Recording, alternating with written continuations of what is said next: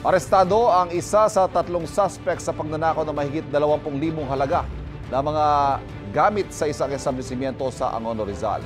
Depensa ng suspect, namamasada siya ng tricycle at naisakay lang daw niya ang dalawang tunay na nagnakaw. May unang balita si EJ Gomez. Sa selda ang bagsak ng 25 anyos na lalaki sa Angono, Rizal matapos magnakaw umano sa isang establishmento noong Sabado. Isa siya sa tatlong sospek sa panloloob sa isang microfinance company sa Barangay San Isidro ayon sa pulisya. Umaga nitong Lunes nang madiskubre ng mga tauhan ng kumpanya na nilooban na ang establishmento.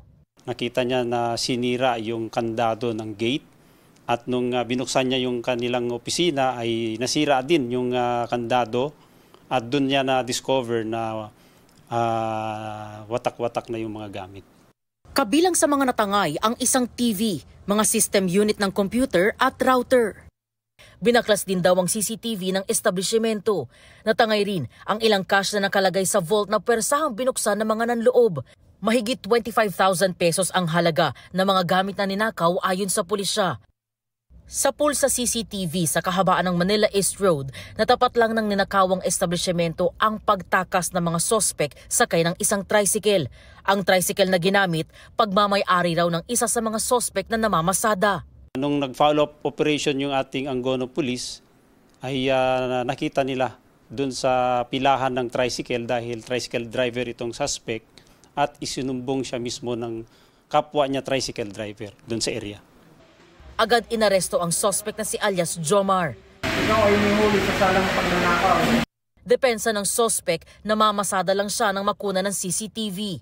Baling sumakay lang po sa akin, hindi ko naman po kilala yun. Nagta-tricycle lang po ako, tapos kinuha ko service, sinatid ko lang po sila. Giit niya, ang dalawang pasahero niya ang tunay na mga magnanakaw. Doon po sa mismong bahay nung pinagatiran ko po ng pasahero ko. Oo. Doon po nabawi yung TV, hindi po sa akin mismo. Kung sino man yung sumakay sa akin, pakibalik na lang yung gamit para din maayos na yung mga kaso ko. Hindi na ako mahirapan para ito sa ulungan.